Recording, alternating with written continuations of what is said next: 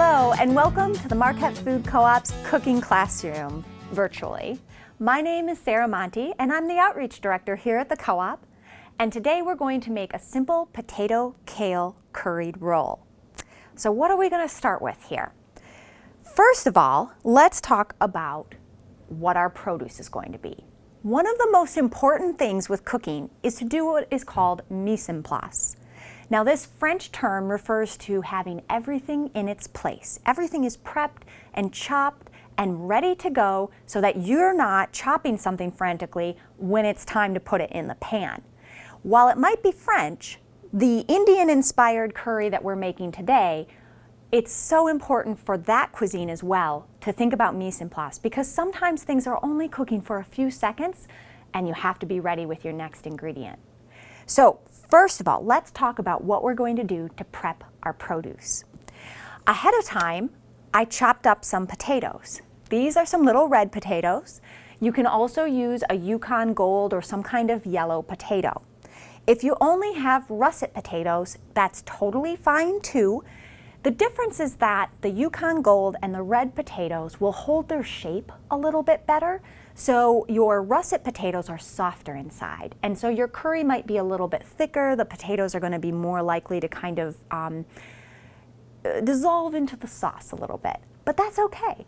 We're going to eat this on a sandwich anyway, so if it's more spreadable, it works. Use what you've got. But we have these little red potatoes because that's what I had. I have kept them in cold water. I drained them just in time for this video. But if you're doing your mise en place and you started with your potatoes, be sure to submerge them in cold water if you don't want to have browning. The browning's not going to hurt anything, but it might not be as appetizing to your eye to eat it. The other thing that I am going to do before I even start cooking is prep our fresh ginger. Now, a lot of people might not be familiar with fresh ginger. It's a root. It's brown with the yellow inside, and a lot of times I'll have people come to our classes and they talk about peeling their ginger. Well, how do you best peel your ginger? Well, I'm going to tell you right now, I don't. And technically, it started because I was just too lazy to peel it and it seemed like a lot of work. But as I went on my own cooking journey to learn the things that I'm sharing with you, I was taught that you don't need to peel it pretty much ever. In fact, there are some people who believe that there are some important nutritive qualities to the peel. I don't know if that's true, but I certainly don't want to take the time to peel it. For this recipe, you can just use a cheese grater. In fact, for most recipes that call for minced ginger, one of the easiest ways to do it is with a grater. So I'm using the large holes of my grater. I'm just going to take my ginger and I'm going to scrape it. And you can see there's like a little knob that's left. There might be something a little bit stringy. You can see that I peeled, I grated this one earlier. I just won't use that part that's a little stringier. I'll use what came off easily. Once I have it grated, I can gather it together on my cutting board. And if I want it any smaller, I can take my knife to it and it easily goes into smaller pieces. So you can see I have that prepped and ready to go in a bowl. The other thing that I did ahead was dice up an onion into small pieces. Now, a lot of times in Indian cooking, it's traditional to use a red onion, but no one's going to know if you didn't use a red onion. So use whatever onion you have. Yellow, white, red, it doesn't matter. Here I have red onion. I also prepped ahead of time some kale. So if you are not familiar with kale, you should be, because it is so nutritious. I kind of think about it like a superhero of vegetables because it has so many nutritive qualities to it. And there's all different varieties of it. This is a green curly kale. Another reason to love kale is because it loves growing in the UP. So if any of you are visiting local farmers markets, kale is one of those things you're going to find most of the year here in the UP. The only thing about kale is it's actually related to broccoli. And so it has this stem. It's a little softer and thinner than broccoli, but it's very similar in its taste and consistency. It's quite sturdy. So we're going to actually rip the leaves off of our kale, and we're going to cut the leaves separately from the stem. So I'll set this aside. And then I'm just going to cut this into small pieces. Mostly small pieces just because it'll cook fast. And also, often I'm trying to sneak the kale into my child's diet, and the smaller I cut it, the less likely she is to notice it. So I cut up this into small pieces, and then to cut your leaves, you're just going to bunch up those leaves. Make sure your fingers are out of the way, and cut the kale one direction, turn it, and cut it the opposite direction. You can leave the pieces bigger if you wish. It's totally up to you. But again, I'm trying to convince my 10-year-old that she's eating a mix of herbs in this dish. So the smaller I can cut up the kale so she doesn't know about it, the better. So I'm going to cut this really small. Again, it'll also cook really fast. If you don't have kale, you can feel free to use other vegetables in this. You could use collards, Swiss chard, spinach. It doesn't matter. Whatever greens you have available can get thrown into this dish. The other thing that I've done is I've measured out all the spices we're going to use today. So let's start by adding our cumin seed. So cumin is what we call a crossover spice. So called because it crosses over to so many cultures. So whether you're cooking Middle Eastern food or Indian food or Mexican food, cumin's probably going to come into play. To the pan here, to cook our cumin seeds, we added some ghee. Ghee is simply clarified butter. It's been slowly heated and then the solid skimmed off the top until you're left with this beautiful amber liquid in your pot. Another similarity between Indian food and French food, who'd have guessed it, they both use clarified butter heavily. So they just call it clarified butter. We think of it in French cooking, but ghee is really the same thing. Now, ghee tastes amazing. It has a very nutty aroma and flavor, and it has what we call a high smoke point. A lot of times with Indian cooking, you're cooking at very high heat. So you don't want to have your heat too high that your butter starts smoking and burns. Ghee will take a lot higher temperatures before it burns. That said, not everybody might want to keep ghee around, and if this is your first time cooking Indian food, you don't need to splurge on a jar of clarified butter. You can go ahead and just use regular butter for this recipe, and it will work just fine. So I'm just slowly letting the butter melt. One rule of thumb that you want to think about for cooking is that butter loves to be put into a cold pan, and then you turn the heat on, whereas oil you can put in a pan that's already heating up. The problem with putting butter into a already warm pan is that you might start to get that browning or even burning before you're ready and before it's fully melted. So my ghee has coated the whole pan, and I want you to notice, I have my onions here, they are ready to go. I have my cumin seeds here ready to go. This is important because I'm going to put the cumin seeds into this ghee, and they're only going to cook for a few seconds. What we're trying to do is coax the oils and the flavors out of this dried spice so that the butter itself becomes flavored with it.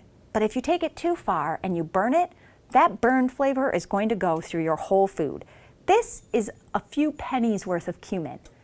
If you burn it, start over. Don't worry about it because you're not going to hide it no matter how many other spices you add. So I'm going to make sure my heat is down to sort of a medium-low before I add these. Don't add it to a raging hot pan. I'm literally taking this off the heat and sprinkling the seeds across it. And you can see some of the cumin is turning darker already.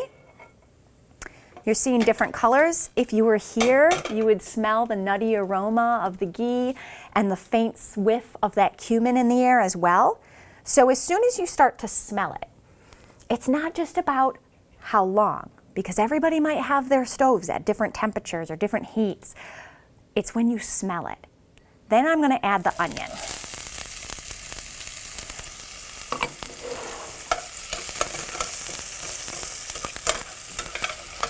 And it's so important that you have that onion ready to go because if you don't, your cumin might burn while you're still trying to scramble around and get your onion into the pan. Now, this is a half recipe, so it'll look a little bit bigger when you're making it a bit fuller in the pan, which will also help to keep it from burning. More onion is good,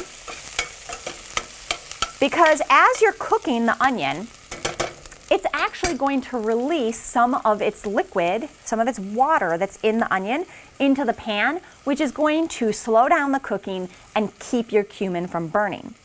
If you're nervous, you also can add a little bit of salt to your onion, and that will help the cell walls open up a little bit more, release a little bit more of that water, and be able to stop the cooking a little faster.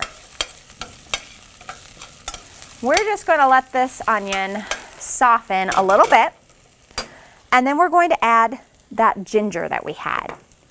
We also have turmeric. So turmeric is a root as well. It looks actually quite similar to ginger, but it's a little bit smaller and skinnier, and it's bright orange inside. And when it is dried and ground to a powder, that's what we're a little more used to cooking with. But that's going to add a signature color that we think of with Indian food, is that bright kind of yellow orange. I also have a little bit of chili powder or cayenne. You can use either one. I'm probably going to use a little bit less because, again, this is something I might be feeding my daughter later. She's not as into the spice as I am. So if you're looking on this website and reading along with the website, or excuse me, with the recipe as you watch this, just know the heat from the chili powder or the cayenne, it's totally up to you to add as much or as little as you want. We also have a little bit of coriander, which is going to add a bright citrusy note. It's another one of those crossover spices that you're going to find in a lot of cultures. It's a very versatile spice to have on hand. The cumin, the coriander, some kind of heat like the chili or the cayenne, I strongly recommend having those in your kitchen. They're good standard spices to have. That said, if you don't have the ability to have a bunch of different spices hanging out in your kitchen, you could substitute with a couple teaspoons of curry powder in this recipe.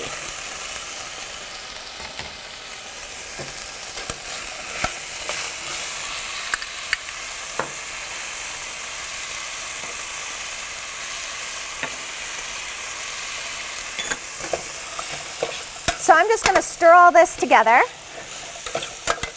and try to coat the potato with all the different spices and the ginger. We want each and every one of those pieces of potato to be coated in those spices.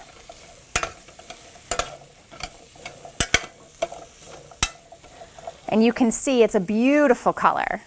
Honestly, you could probably stick those in the oven and roast them with a little extra oil, and they'd also be delicious.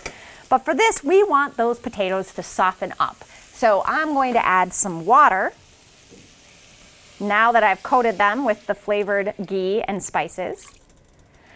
And I'm going to put a lid on it so that they can steam a little bit. Now, I figure you probably don't want to watch me cook potatoes for 5 to 10 minutes until they're soft. You just keep the lid on that, but pay attention to how much water is in there. It's important to stir it every now and then. Potatoes do love to burn, so you're going to want to make sure to give it a stir and check it. Is it sticking, but the potatoes aren't quite cooked? Add more water. If it's not sticking, you have plenty of water, give it a stir and get that lid right back on there again. I have this at kind of a medium heat, but I'm going to keep an eye on it. Now, earlier, I actually cooked my potatoes fully. They are ready to go, and they're over in this pan so that you can see the next step. So I have some of those kale stems that we chopped up earlier. I'm going to add those first, and I'm going to give it a stir.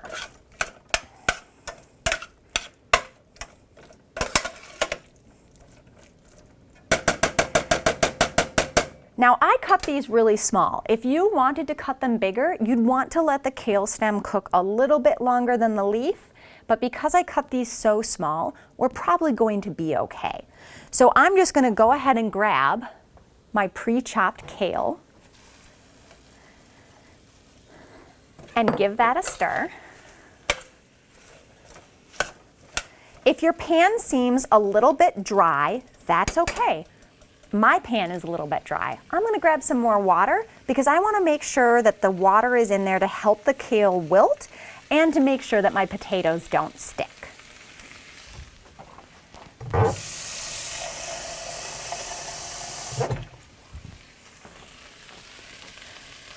Sometimes when I'm making a curry, I'll add water multiple times because here's the thing, water cooks out.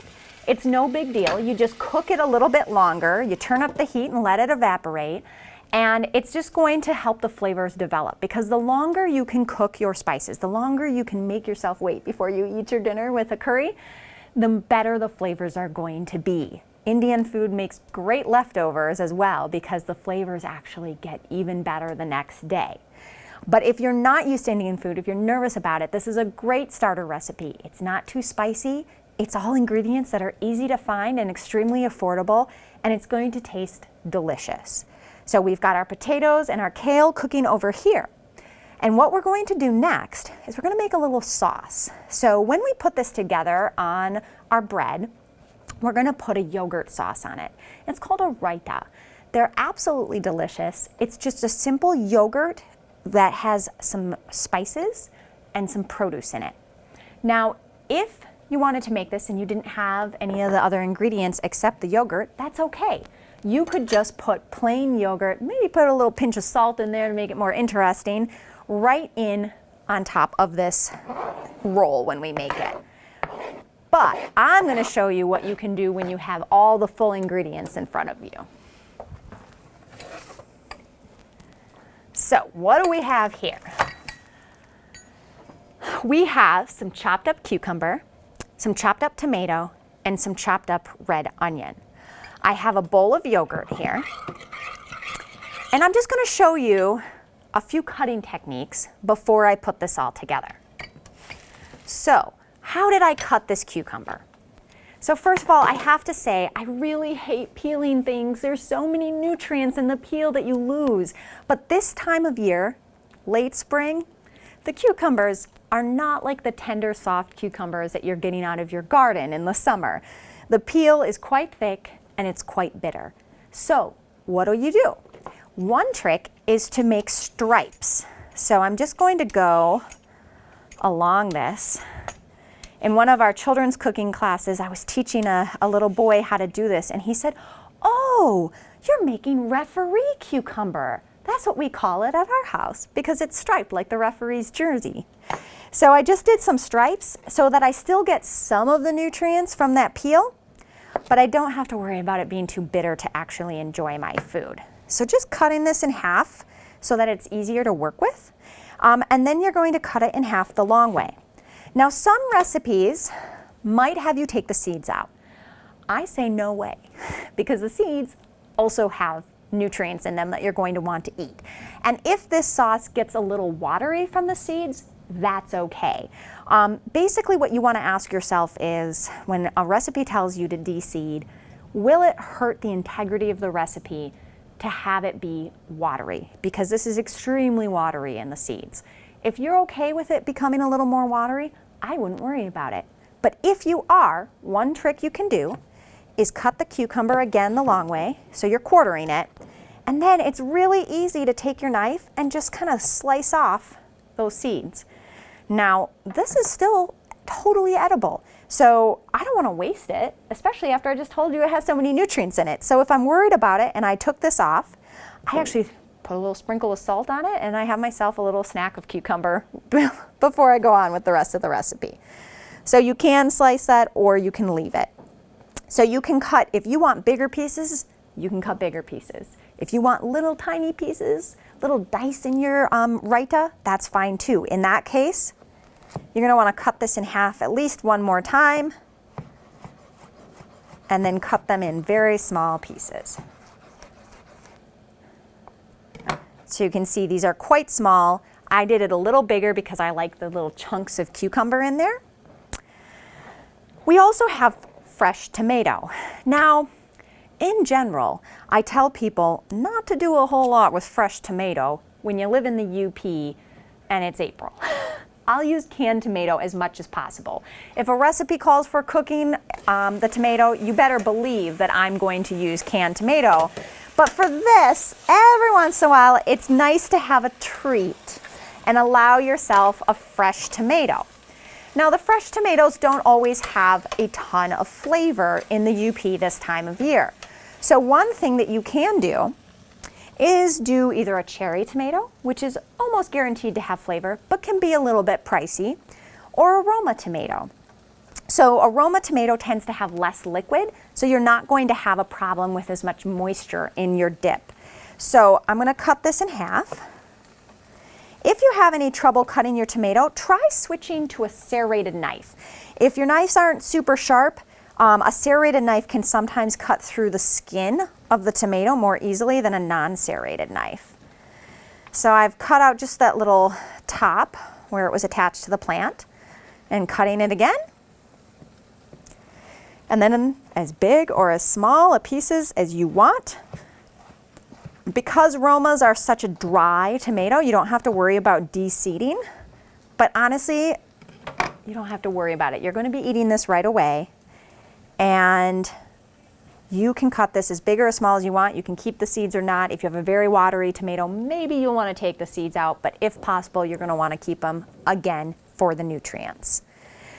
I also have a red onion that I cut up ahead of time, but I want to show you about cutting an onion. An onion is another one that can be tricky for folks. So I'm just going to take off this edge. Now I have a flat surface to work from. Put that flat surface down, cut this in half. You'll notice I left the root still attached to this. That's just going to help keep the onion from sliding around while I slice it up.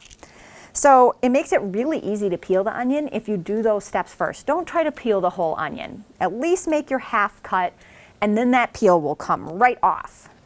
So I want to dice. So I'm going to cut along this grain. You can actually see lines on the onion. And I'm going to cut into that. And you can see I left it a little bit. I didn't go all the way to the root. And now I can control how big or small I want my pieces of onion to be by making my next cut. So I can make them small, like this, or big chunks if I want. It just has to do with where I place the knife. And then as it gets closer, I actually will turn the onion like this and still hold on to that little root to finish slicing up what I can. The final thing that you're going to put in your write-out, I know it seems like a lot of work, but you know what? It's really not that much. It's only 3 vegetables, and then we're going to have our fresh herbs. If you don't have fresh herbs for this, it's okay. It's worth it just to have that little bit of cooling sensation of the yogurt with your curry here. But fresh herbs, if you can get them, are one of the healthiest things you can possibly eat. They have so many nutrients in it, and because they're so flavorful, it makes it so that you're less likely to use sugar, salt, and fat to add flavoring to your food, because you've already added flavor with your herbs and spices. I added some cumin and some cayenne, and I'm gonna mix that in my plain yogurt. Don't do a sweetened yogurt for this. This is not dessert, people. You really need to have a plain yogurt. And you don't have to spend money on Greek yogurt. It can just be a regular yogurt. It's a little cheaper and the right consistency. And once I have the spices mixed in and the salt, I'm gonna add my onion and my tomato, my cucumber, and my cilantro. If you have a little bit of fresh mint is also a very nice thing to add because this is a cooling dip. So the mint is also cooling, but no worries if you don't. And if you're one of those people who's like, oh, you didn't really put that much cilantro in there, what the heck am I going to do with the leftover cilantro? Put it on every salad you've got. There's another video on this site that teaches you to make a black bean and cabbage taco. You can use your leftover cilantro for that. You can chop some up to garnish your curry with at the end, Or you can just chop it up, and every time you have a green salad, just add any fresh herbs you have sitting around your fridge that are left over. Again, it's going to add flavor and it's going to add nutrition. Your salad's going to taste a lot better with the fresh herbs. So we have a completed curry and we have our completed raita. And like I said, if you don't have yogurt, maybe you only have some sour cream left over in the fridge. That'll work too. The point is to just add a little bit of dairy. You could do a little bit of the leftover feta cheese from our cabbage and black bean taco if you want.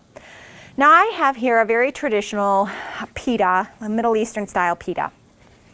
You don't even have to have that. You can use a tortilla. You can even just use some toasted bread. Even the most ardent traditional Indian cook will admit that sometimes a nice slice of bread that's been toasted and buttered is all you need to scoop up your delicious curries. So don't worry if you don't have exactly everything here. Use whatever you've got. So I'm putting a little bit of the mixture in here, and then I'm going to add our raita. If you have a little extra cilantro and you want to garnish it, go for it. Otherwise, you can wrap this up like a burrito or hold it like a taco, and you have a pretty heavy-duty, super filling meal that's also incredibly nutrient dense. I hope you enjoy, and don't be afraid to make any substitutions you need to.